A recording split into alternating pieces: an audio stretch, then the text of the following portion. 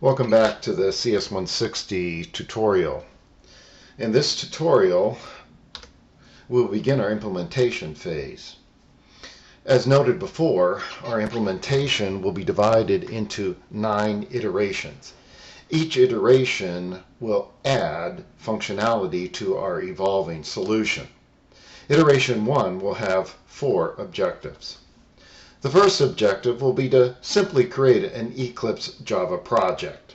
You've done this several times already in the lab. We'll just quickly review the steps required to create a Java project. Secondly, will be to add the main class. As specified in the assignment requirements, the program will consist of a single user-defined class named Credit Card Payment Analyzer. So we'll just make sure that we create a Java class that does have the name Credit Card Payment Analyzer. Our third objective for iteration 1 will be to add header documentation. As specified in the assignment requirements, you must have a comment block preceding the Java class header. This comment block serves two purposes. First, to identify the assignment itself, including the author and the class, and secondly, to summarize the functional requirements of the program. Finally, we will add some preliminary comments. Again, as specified in the assignment requirements, you must have a comment preceding each essential step in your code. Now, the assignment came with an instructor-supplied algorithm, and we're going to use the steps of that algorithm as our preliminary comments. So our next step here will be to go to the Eclipse workspace and begin the construction of our Java program.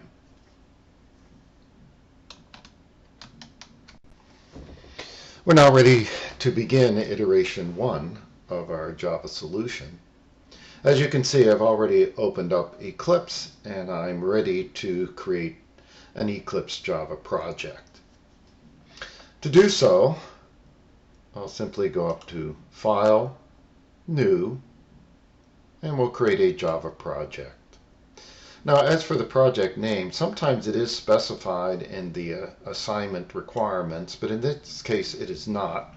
So I'm just going to take it from the title of the assignment, which would be CS160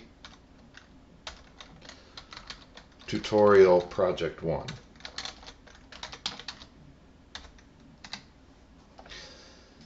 And we'll basically take the other defaults. That should work for almost every project.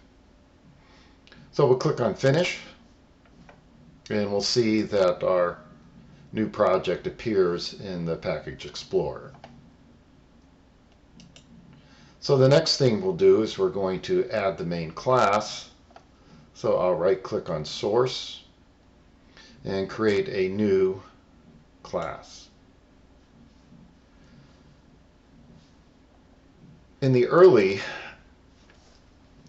projects that we create, including labs, we'll probably just use the default package.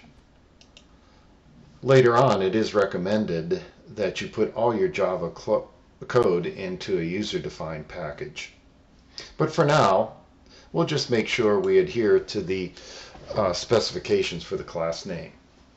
So in the assignment requirements, it said we need to create a single user-defined class and name that class Credit Card Payment Analyzer.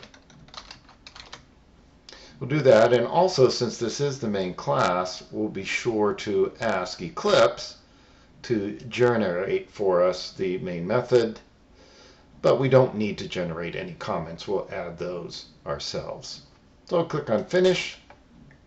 And now you see we have generated our main class. So the next objective would be to add the documentation. And we're going to add both header documentation as well as some preliminary internal comments. Now, as for the header documentation, one thing I usually do is I'll go back to the assignment and I'll go down to where it specifies what we have to have in our header documentation. And I can just copy that and I can add it into my Java class. Then I can do some simple replacements here.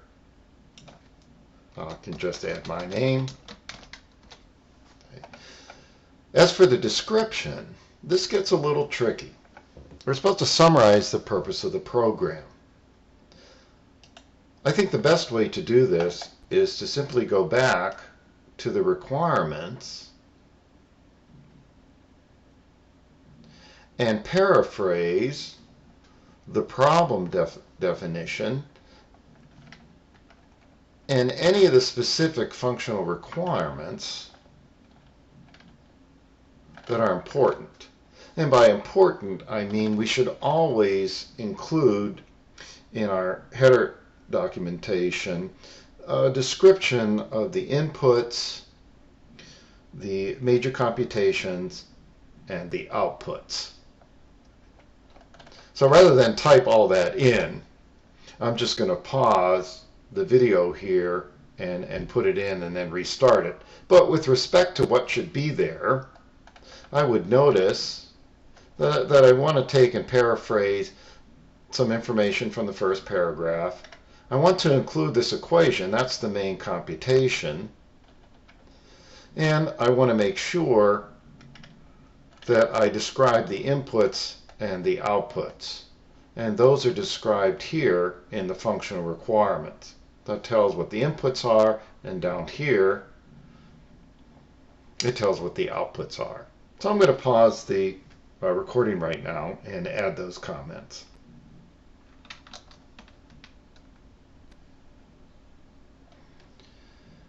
You can see now that the header documentation is complete. I've included a one-sentence description that summarizes the main functionality of the program. I've included the equation that defines the main computation. Down here, I've given an overview of what the inputs are and also included the format of the output report. And typically, that should be sufficient for all the projects. So the next step is to add the internal comments. And I'm going to do this by going back to the project assignment and simply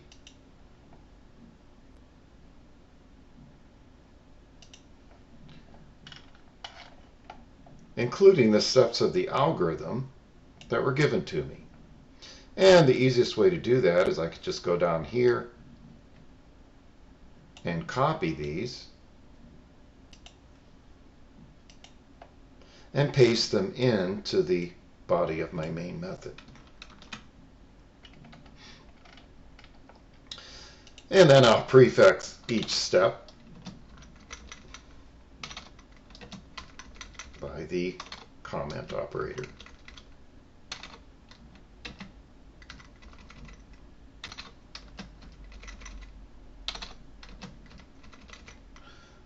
So in very little time, I'm able to satisfy the documentation requirements of the assignment.